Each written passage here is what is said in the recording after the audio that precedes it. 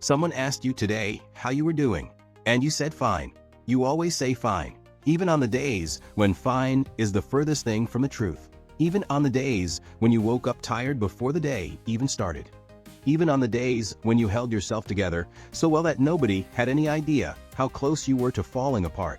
And here is the question nobody ever thinks to ask you. Who holds you together when you are the one everyone else leans on? Psychology has a very specific answer, and it starts much earlier than most people realize. 1. They were never given permission to not be okay.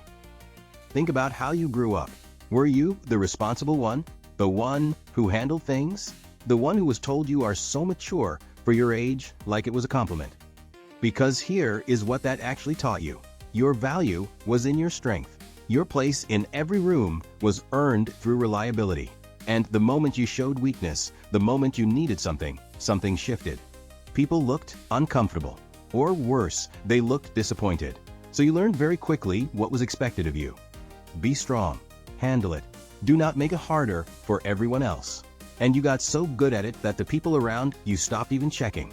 They just assumed you were fine, because you always were, even when you were not. 2. The strength became an identity they cannot put down. Ask them to let someone else handle something and watch what happens. They physically cannot relax. They hover. They check. They find a reason to stay involved.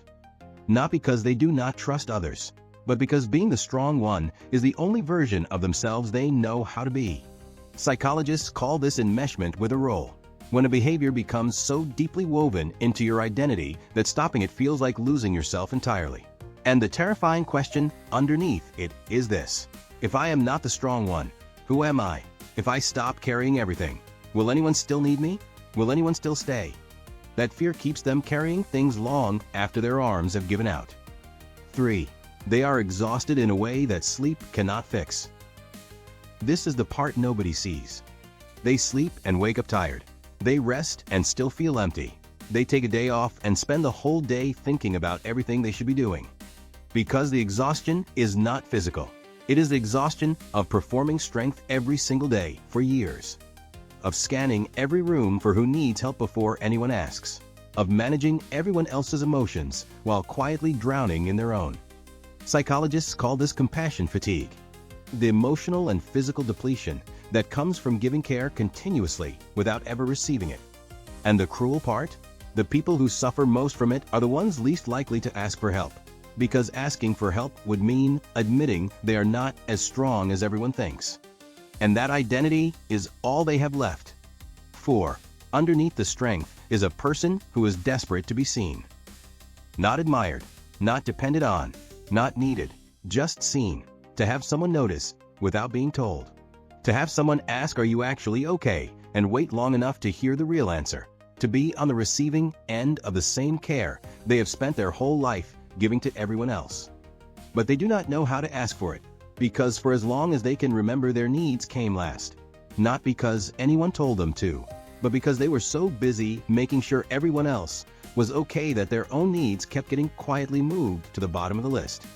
And now they sit in rooms full of people who love them, who would do anything for them, and they cannot find the words to say, "I need someone to show up for me for once." Here is what I want to say directly to you.